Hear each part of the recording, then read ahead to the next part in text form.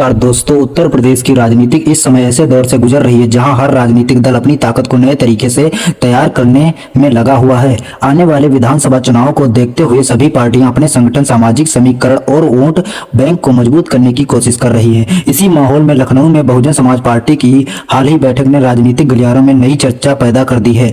राजनीतिक विश्लेषकों का कहना है कि बसपा अब फिर से अपने संगठन को बूथ स्तर तक सक्रिय करने की तैयारी में जुट चुकी है। पार्टी लगातार अपने पुराने जनाधार को मजबूत करने और नए सामाजिक समीकरण बनाने पर ध्यान दे रही है। मायावती का नाम उत्तर प्रदेश की राजनीति में केवल एक नेता के रूप में नहीं लिया जाता है, बल्कि उन्हें बहुजन राजनीति के सबसे प्रभावशाली चेहरे में गिना जाता है। उनका राजनीतिक सफर संघर्ष, संगठन और सामाजिक प्रतिनिधित्व की राजनीति से जुड़ा है। उन्होंने इस दौर में राजनीति की जब दलित समाज की राजनीतिक हिस्सेदारी सीमित मानी जाती थी, लेकिन धीरे धीरे उन्होंने बहुजन समाज पार्टी को एक बड़ी राजनीतिक ताकत के रूप में खड़ा किया। उत्तर प्रदेश में कई बार सत्ता तक पहुंचकर उन्होंने यह साबित किया कि सामाजिक न्याय की राजनीति केवल नारे तक सीमित नहीं रह सकती, बल्कि सत्ता के केंद्र तक भी पहुंच सकती है। बसपा का इतिहास भी बहुत अपने आप में काफी महत्वपूर्ण माना जाता है। काशीराम और द्वारा शुरू किया गया बहुजन आंदोलन धीरे धीरे उत्तर प्रदेश की सबसे बड़ी राजनीतिक धाराओं में शामिल हो गया।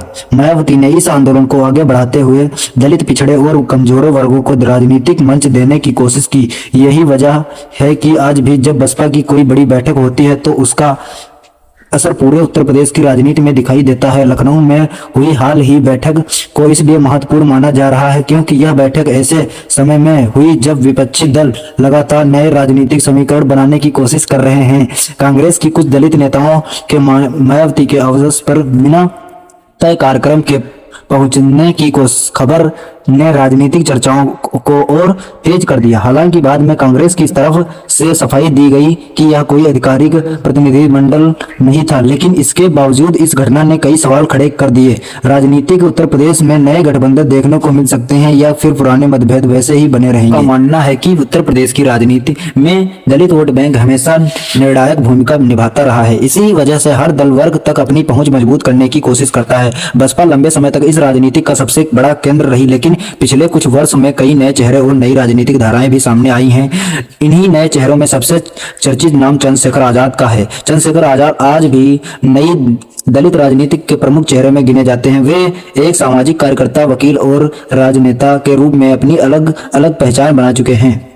नगीना लोकसभा सीट से सांसद बनने के बाद उनकी राजनीतिक पकड़ और मजबूत हुई है। उन्होंने अपनी राजनीति को केवल चुनावों तक सीमित नहीं रखा, बल्कि सामाजिक न्याय, शिक्षा, अधिकार और सम्मान वैसे मुद्दों को लगातार उठाया। उनका नाम खासकर तौर पर भीम आर्मी के कारण पूरे देश में चर्चा में आया। भीम आर्मी के माध्यम से उन्होंने दलित समाज के अधिकारों और सम्मान के मुद्दों को सड़क से लेकर प्रशासन तक पहुंचाने की कोशिश की। कई मौकों पर उन्होंने आंदोलन और सरकार के टकराव की खबरें भी सामने आई। उनके समर्थकों का मानना है कि वे उन लोगों की आवाज है जो खुद को व्यवस्था में कमजोर महसूस करते हैं। चंद्रशेखर आजाद की लोकप्रियता एक बड़ा कारण उनकी बोलने की शैली भी मानी जाती है कि वे अपने भाषणों में सीधे स्पष्ट शब्दों का इस्तेमाल करते हैं, जिससे युवा वर्ग तेजी से जुड़ता है और सोशल मीडिया पर भी उनकी अच्छी पकड़ देखी जाती है और समर्थक उन्हें नई पीढ़ी के बहुजन समाज रीति का चेहरा मानते हैं, जबकि विरोधी दल उन्हें एक आक्रामक राजनीतिक शैली वाला नेता बताते हैं। दोस्तों, अगर आप उत्तर प्रदेश की राजनीति, बड़े नेताओं और ऐसे ही राजनीतिक विश्लेषकों को पूरी नियमित देखना चाहते हैं तो हमारे चैनल को सब्सक्राइब जरूर कर लीजिए और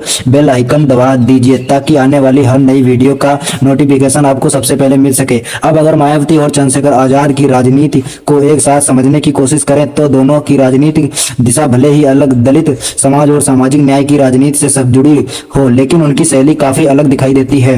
मायावती ने संगठन, अनुशासन और चुनावी रणनीति के जरिए अपनी पहचान बनाई, जबकि चंद्रशेखर आजाद ने आंदोलन, युवा शक्ति और सामाजिक मुद्दों के जरिए खुद को स्थापित किया। मायावती का राजनीतिक अनुभव काफी लंबा रहा है। उन्होंने सत्ता में रहते हुए प्रशासनिक नियंत्रण और संगठनात्मक मजबूती पर विशेष ध्यान दिया। दूसरी तरफ चंद्रशेखर आजाद की राजनीति सड़क पर संघर्ष और प्रतिरोध राजनीति के रूप में ज्यादा देखी जाती है। यही कारण है कि दोनों नेताओं की तुलना अक्सर राजनीतिक चर्चाओं का हिस्सा बना जाती है।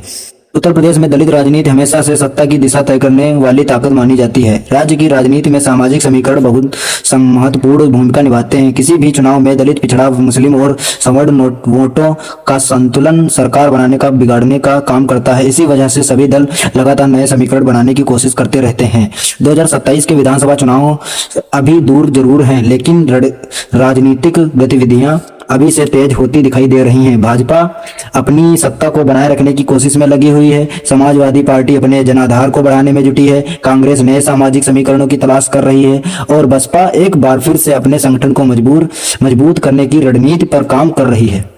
राजनीतिक जानकारों का मानना है कि आने वाले समय में उत्तर प्रदेश की राजनीति और ज्यादा दिलचस्प हो सकती है। इसकी सबसे बड़ी वजह है कि राजनीति केवल जातीय और समीकरणों का सीमित नहीं रह गई, बल्कि युवा वर्ग, सोशल मीडिया, बेरोजगारी, शिक्षा और सामाजिक सम्मान जैसे मुद्दे भी तेजी से प्रभाव डाल रहे हैं। चंद्रशेखर आजाद जैसे नेता इन्हीं मुद्दों को अपनी राजनीति के केंद्र में रखते दिखाई देते हैं। दूसरी तरफ मायावती आज भी एक ऐसा चेहरा है जिनके पास संगठनात्मक अनुभव और बड़ा राजनीतिक आधार मौजूद है। भले ही पिछले चुनावों में बसपा को अपेक्षित सफलता नहीं मिली है, लेकिन उत्तर प्रदेश की राजनीति में उनकी मौजूदगी को नजरअंदाज करना आसान नहीं माना जाता है। यही कारण है कि उनकी हर बैठक, हर बयान और हर राजनीतिक कदम को गंभीरता से देखा जाता है। लखनऊ में हुई हाल ही राजनीतिक गतिविधियों को केवल एक सामान्य बैठक के रूप में नहीं देखा जा रहा, इसे आने वाले चुनावों की तैयारी और संभावित राजनीतिक बदलावों के संकेत के रूप में समझा जा रहा है।